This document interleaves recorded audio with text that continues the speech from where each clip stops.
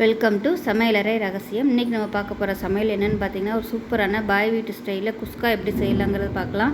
நான் இது வந்து 1/2 கிலோ அளவில் செஞ்சுருக்கேன். ஸோ வாங்க இந்த குஸ்கா எப்படி செய்யலாங்கிறத பார்க்கலாம். குஸ்கா செய்கிறதுக்கு ஒரு பேஸ்ட் ரெடி பண்ணிக்கலாம். 100 கிராம் சின்ன வெங்காயம் எடுத்திருக்கேன், 40 கிராம் இஞ்சி, 50 கிராம் பூண்டு, சின்ன துண்டாக ஒரு 6-7 துண்டு பட்டை, 4 ஏலக்காய், 3 கிராம்பு எடுத்திருக்கேன். இதில் 3 முந்திரி பருப்பு, 3 பாதாம் பருப்பு தண்ணியில் வந்து சுடு தண்ணியில் ஊற வச்சு வச்சுருக்கேன். இது எல்லாத்தையுமே இப்போ மிக்சியில் சேர்த்துக்கலாம். கொஞ்சமாக தான் தண்ணி ஊற்றிருக்கேன், அதனால் நான் அப்படியே சேர்த்துட்டேன். ரொம்ப தண்ணி ஊற்றிட வேணாம். இது எல்லாத்தையுமே நம்ம வந்து அரைச்சிக்கலாம். நம்ம நிறைய அளவு போடுறதா இருந்தால் இஞ்சி தனியாகவும் பூண்டு தனியாகவும் வெங்காய பேஸ்ட்டு தனியாக, பட்டை கிராம்பு இதெல்லாம் தனியாக பொடி பண்ணிக்கலாம். நம்ம வந்து 1/2 கிலோ அளவு பண்ணுறதுனால கொஞ்சமாக அரைக்க முடியாது. அதனால் எல்லாத்தையுமே நான் வந்து மொத்தமாகவே சேர்த்துக்கலாம். இப்போ இது எல்லாத்தையுமே நல்லா நைஸாக அரைச்சிக்கலாம். இப்போ நமக்கு மசாலா பேஸ்ட் ரெடி ஆகிடுச்சு, தனியாக இருக்கட்டும். ஒரு பேன் எடுத்துக்கலாம். இப்போ வந்து எண்ணெய் சேர்த்துக்கலாம். 100 கிராம் அளவுக்கு, அதாவது 100 ml அளவுக்கு எண்ணெய் சேர்த்துக்கலாம். ரீஃபைண்ட் ஆயில், தேங்காய் எண்ணெய், நெய் இதெல்லாம் கலந்து சேர்த்துக்கலாம். இப்போ நெய் கொஞ்சமாக சேர்த்துக்கலாம். எல்லாம் சேர்த்து ஒரு 100 ml அளவுக்கு சேர்த்துக்கோங்க.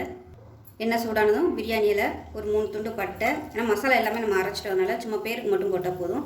2 ஏலக்காய் சேர்த்துக்கலாம், 3 கிராம்பு சேர்த்துக்கலாம். இப்போ இது எல்லாமே பொரியுது. 100 கிராம் அளவுக்கு பெரிய வெங்காயம் சேர்த்துக்கலாம்.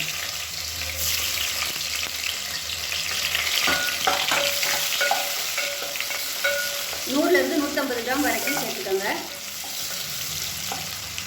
இதோட ஒரு கைப்பிடி புதினா, ஒரு கைப்பிடி கொத்தமல்லி சேர்த்துக்கலாம். இது கூடவே 6 பச்சை மிளகாய் சேர்த்துக்கலாம்.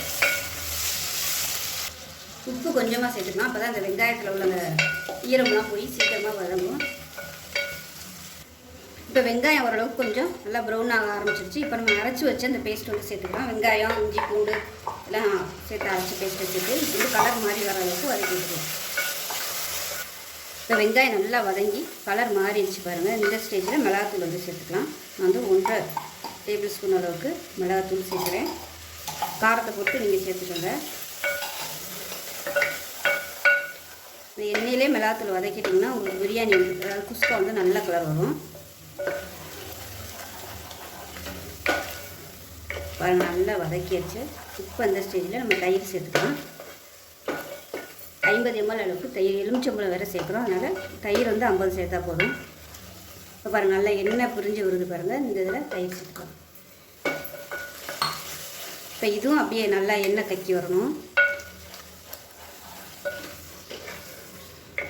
பிரியாணியை விட குஸ்கா வந்து ஈஸியாக பண்ணிடலாம். ஏன்னா நம்ம மட்டன் சிக்கன் வந்து வேக வைக்கிறதுக்கு வந்து டைம் எடுக்காது. அதனால் சும்மா அந்த கிரேவி மட்டும் ரெடி ஆகிடுச்சுன்னு நம்ம அரிசியை போடலாம். இப்போ இது வந்து வதங்கட்டும். இதில் பார்த்திங்கன்னா 1/2 கிலோ ஜீரக சம்பா அரிசி எடுத்துருக்கேன். அதாவது 1/2 கிலோவுக்கு வந்து 1 லிட்டர் தண்ணி, அதாவது 1 டம்ளருக்கு 2 டம்ளர் தண்ணி. நம்ம தம் போடுறதுனால 2 பங்கு தண்ணி வச்சோம்னா தான் கரெக்டாக வரும்.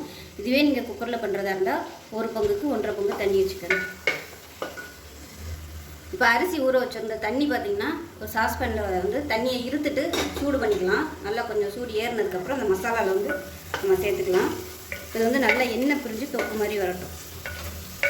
எந்த அளவுக்கு வதங்குதோ அந்தளவுக்கு உங்களுக்கு நல்லா டேஸ்ட் கிடைக்கும். இப்போ இதில் 100 கிராம் அளவுக்கு தக்காளி சேர்த்துக்கலாம். இந்த தக்காளி நல்லா வதங்கட்டும். தக்காளி நல்லா மசிஞ்சு வரணும். இப்போ பாருங்கள், கிரேவி சூப்பராக ரெடி ஆகிடுச்சு. நல்லா எண்ணெய் பிரிஞ்சு வந்துருச்சு. இந்த ஸ்டேஜில் சூடு பண்ண இந்த தண்ணியை சேர்த்துக்கலாம். அரிசி வந்து நல்லா ஒரு 2-3 தடவை கழுவிடுங்க. அப்போ தான் அந்த கஞ்சி பசை போயிடுச்சுனா தான் உங்களுக்கு அந்த குஸ்கா வந்து நல்லா உதிரியாக வரும். இப்போ அந்த தண்ணி வந்து கொதிக்க ஆரம்பிக்கட்டும். உப்பு டேஸ்ட் பண்ணி பார்த்துட்டு உப்பு சேர்த்துக்கலாம். உப்பு சேர்த்துக்கலாம். இப்போ தண்ணி நல்லா 1 நிமிஷம் தலை நல்லா கொதிக்க விட்ருங்க. அந்த வெங்காயம் தக்காளியோட எசன்ஸ் ஃபுல்லாக அந்த தண்ணியில் இறங்கணும். அதனால் 1 நிமிஷம் நல்லா தலைன்னு கொதிக்க விட்டுலாம். இப்போ வந்து நம்ம அரிசியை சேர்த்துக்கலாம். ஊற வச்சுருந்த அரிசி 20 நிமிஷம் நல்லா ஊறிடுச்சு. அதை சேர்த்துக்கலாம். இப்போ நல்லா கலந்து விட்டுறலாம். கலந்து விட்டுட்டு கொஞ்சம் கொதிக்க ஆரம்பிக்கட்டும். பக்கத்தில் வந்து தோசைக்கல்ல வந்து சூடு பண்ணி வச்சுக்கோங்க தம் போடுறதுக்கு. இப்போ இதில் ஒரு 1/2 மூடி எலுமிச்சம்பழம் பிழிஞ்சு விட்டுக்கலாம். இப்போ பார்த்திங்கன்னா தண்ணி நல்லா ஓரளவுக்கு இப்போ பார்த்திங்கன்னா அரிசியும் தண்ணியும் ஓரளவுக்கு லெவலாக வந்துருச்சு பாருங்கள். ரொம்ப ட்ரை ஆகலை, கொஞ்சம் தண்ணி இருக்குது. இதோடு நம்ம வந்து தம் போட்டுடலாம். ரொம்ப தண்ணி வற்ற விட்டுட்டோம்னா அடிப்பிடிக்கும். இப்போ மேலாப்பில் நெய் சேர்த்துக்கலாம். அதில் ஒரு டைட்டான தட்டு போட்டு மூடி வச்சிடலாம். தோசைக்கல்லை வச்சு அதுக்கு மேலே பாத்திரத்தை வச்சாச்சு, குஸ்கா பாத்திரத்தை. இப்போ மேலாப்பில் தண்ணி பிடிச்சி ஒரு பாத்திரத்தில் வச்சுருங்க வெயிட்டுக்காக. இப்போ வந்து இப்படியே இருக்கட்டும். ஒரு 20 நிமிஷம் கழிச்சுட்டு பார்க்கலாம். இப்போ 20 நிமிஷம் தம் போட்டு நல்லா அமர்த்திட்டேன். அதே மாதிரி ஒரு 10 நிமிஷம் ரெஸ்ட்லேயும் விட்டாச்சு. இப்போ பாருங்கள் நல்லா கம்மன்னு சூப்பரான குஸ்கா ரெடி ஆயிடுச்சு.